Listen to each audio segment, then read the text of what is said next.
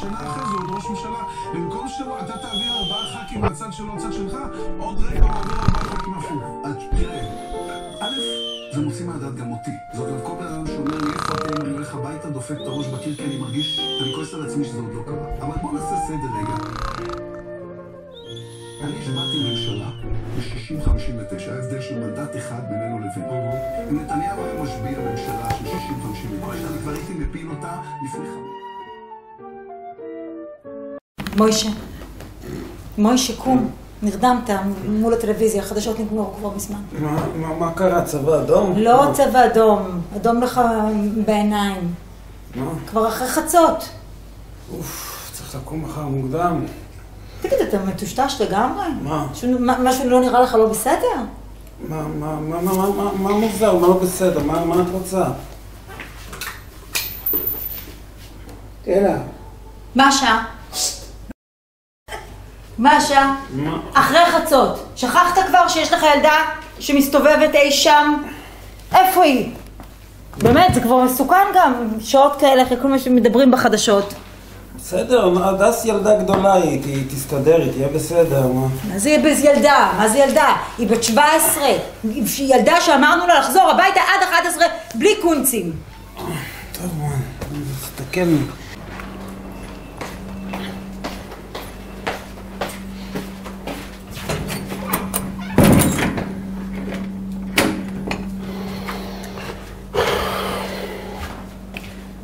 את גם כן והפחדים שלך.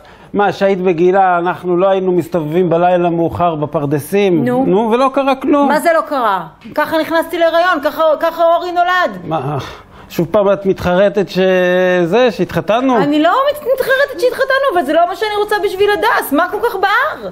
הדס בסדר גמור, היא בטח יצאה עם חברה שלה יעל, אין לנו מה לדאוג, למה עכשיו לדאוג? אני מאוד דואגת, אתה תעשה משהו. תעשה משהו, אני מבקשת, כי אני מודיעה לך שאני אשתגע מרוב פחד. בואי, בואי נירגע, לא יקרה כלום, אנחנו נלך עכשיו לישון, ויש לה מפתח והכל יהיה בסדר. לא, אתה משגע אותי, מוישה, אתה משגע אותי, אתה לא יודע מה נעשה סביבך. אתה לא רואה מה נעשה סביבך בכלל. תקשיב, אני לא ארדם.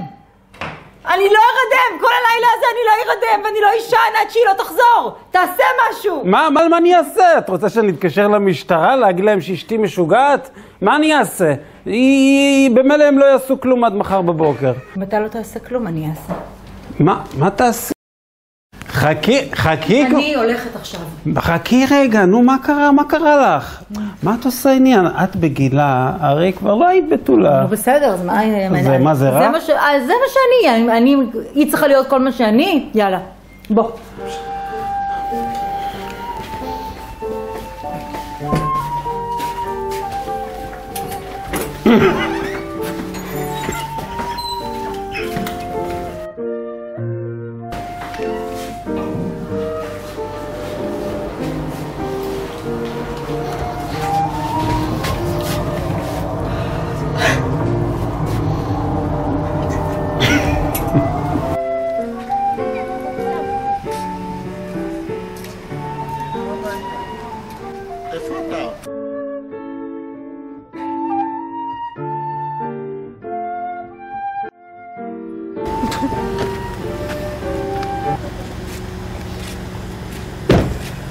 היי, מה יש לכם? מה קרה? אסור ליהנות מהחיים? מותר ליהנות, אבל עד 11 בלילה, כמו שהבטחת.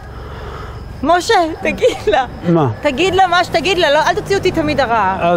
נכון, אנחנו ממש דאגנו לך, לא ידענו מה קרה. בסך הכל ילדה, חשבנו שקרה לך משהו רע. רגע, אנחנו ראינו משהו. מה? ראינו, מי זה הבחור שהביא אותך? הוא נראה מבוגר, זה אבא של החברה שהיית איתה? לא, זה ידיד שלי, מרק, בילינו ביחד. אוי, שאלוהים ישמור עליה.